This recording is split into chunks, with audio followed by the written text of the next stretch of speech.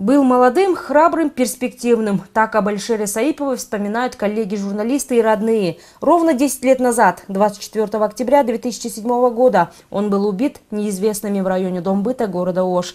2 пули попали ему в область живота и контрольный выстрел в голову. Убийцу так и не нашли. Дело приостановлено из-за недостаточности улик. Алишеру тогда было 26 лет. У журналиста осталась дочь Зулейха. Мать до сих пор не верит, что ее сына нет в живых. Сегодня в доме Саиповых прошли поминки с участием коллег-журналистов и родных Алишера. Вот прошло 10 лет, как не стало моего сына. Но нам до сих пор в это трудно поверить. Когда вижу картину, где выстроены в ряд журналисты и операторы, мне всегда кажется, что среди вас стоит и мой сын. Если он был бы жив, сегодня ему было бы 36 лет. Спасибо всем, кто помнит моего Алишера. Алишер Саипов в своих журналистских материалах поднимал самые острые на тот момент темы. Освещал революцию 2005 года, религиозный экстремизм, терроризм.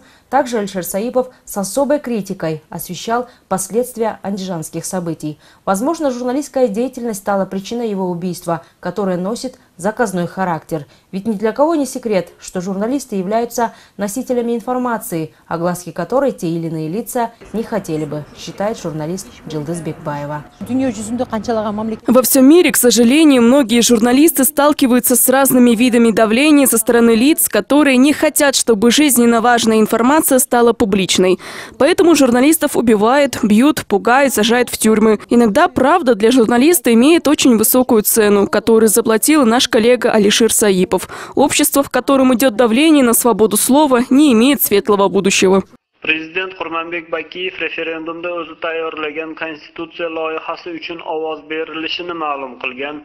Алишер Саипов родился в 1981 году. Работал на радио «Голос Америки», в узбекской редакции «Азаттык», в ожской газете «Демос Таймс», в агентстве «Ферганару» и в газете «Политика», которую сам учредил. Сегодня его родные учредили домашний музей. Выпущен юбилейный номер газеты «Политика», а также издана книга, где собраны его авторские материалы.